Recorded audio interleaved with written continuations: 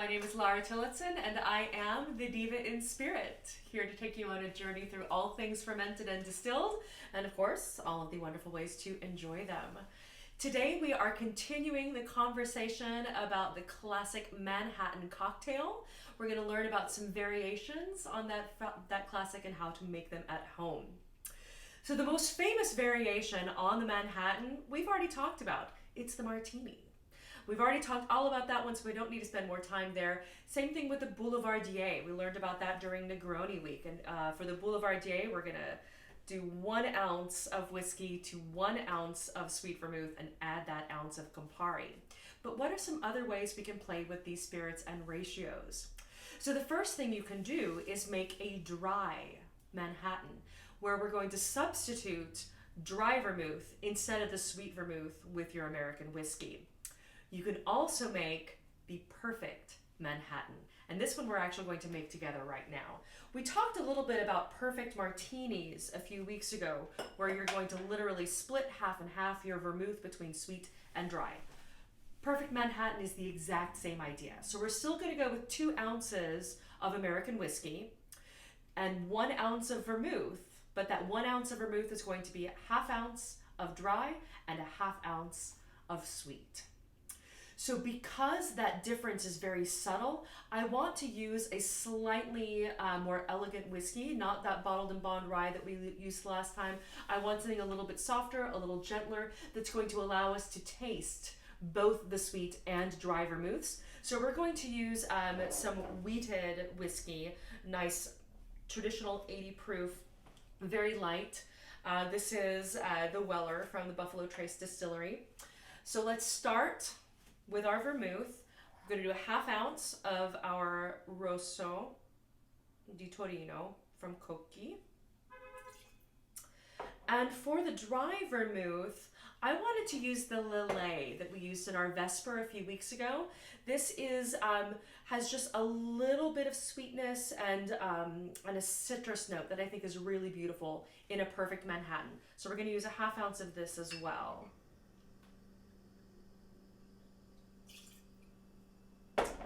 And then for our bitters, instead of going with those classic Angostura aromatic bitters, I'm going to brighten things up a little bit with some orange bitters to again lean into the citrus notes that we're going to find in the Lillet. So 2 dashes here.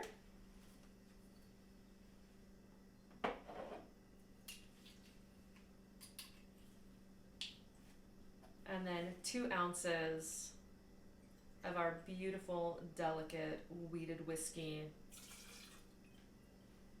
It's going to allow the vermouth to shine through a little bit more.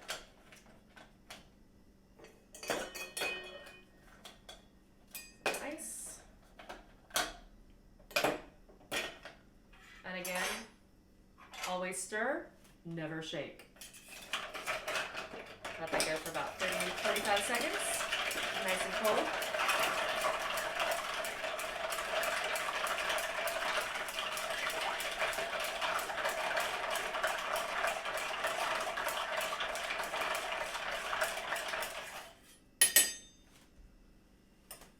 Into our chilled cocktail glass.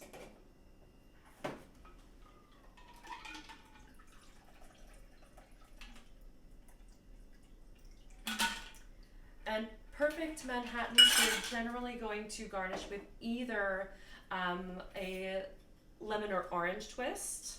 I'm going to go with some orange. Again, play up those orange bitters we used.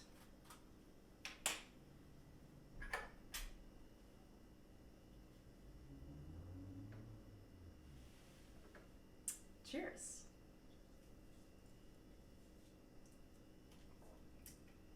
And perfect indeed. I generally don't use terribly delicate whiskeys in making Manhattans because the vermouth is such a strong flavor. But when you're making the perfect Manhattan, especially if you're going to use something as soft as the Lillet, you're going to want a gentler spirit to really let these ingredients shine as well as your whiskey. I'm taking one more sip here. So it probably will not surprise you to know that in addition to the Manhattan, Each borough of New York City has its own named cocktail as well.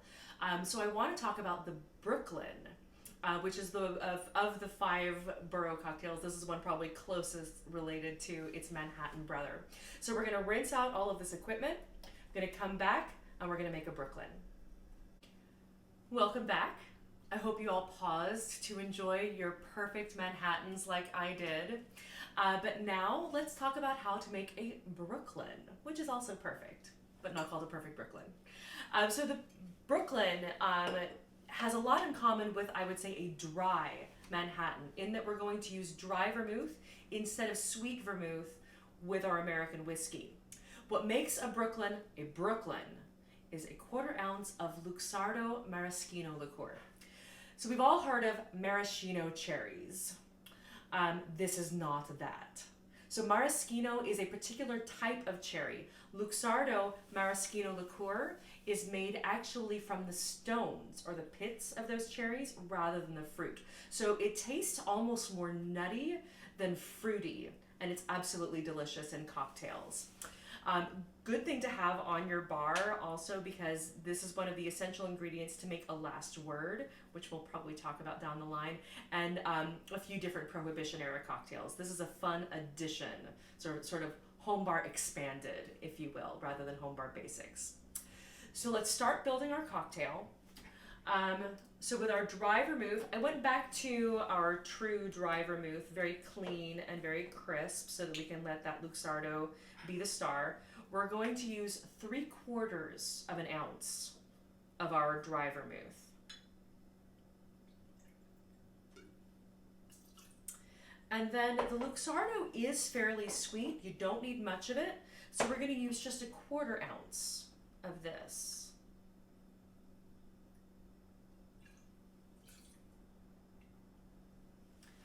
And again, here you can use either bourbon or rye. It doesn't really matter. I'm going to use some rye, and we are going to use 2 full ounces of that. I almost forgot my bitters. So for this cocktail, a true traditional Brooklyn calls for a 1/4 ounce of very particular digestive bitter called Amer Picon. It's a little harder to find, so you can also use just a few dashes of cocktail bitters. My suggestion to make a Brooklyn is to do a dash each of your aromatic and orange bitters. You can also use just 2 dashes of your aromatic Angostura or 2 dashes of oranges. Whatever you've got on hand will be fine. So we've got all our ingredients assembled. We're going to add some ice.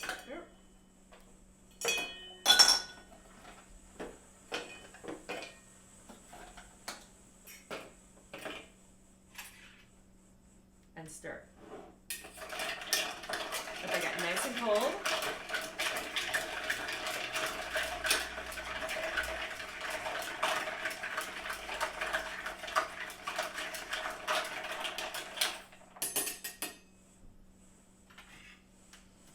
And again, for this cocktail, because we're using some more delicate flavors, I opted not to go with one of my bottled and bond whiskeys. I went with a more traditional rye whiskey that I think is really going to let the Luxardo kind of shine.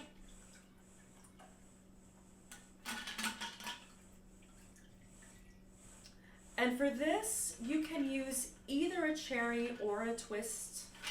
The twist can be either orange or lemon. I personally like an orange twist, so that's what we're going to use today.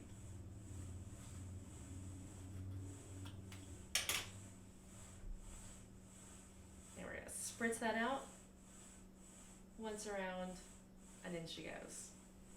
Cheers.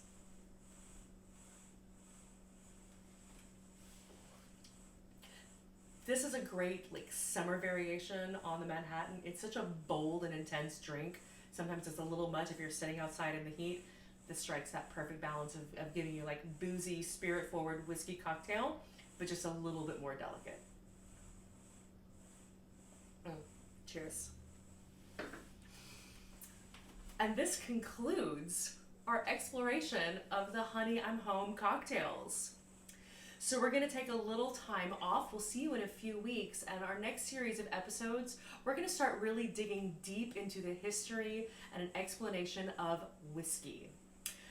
Nice deep dive into the different styles, what it means to be a bourbon or a rye or a scotch, what kind of grains do we use. We're going to finally define bottled in bonds for you.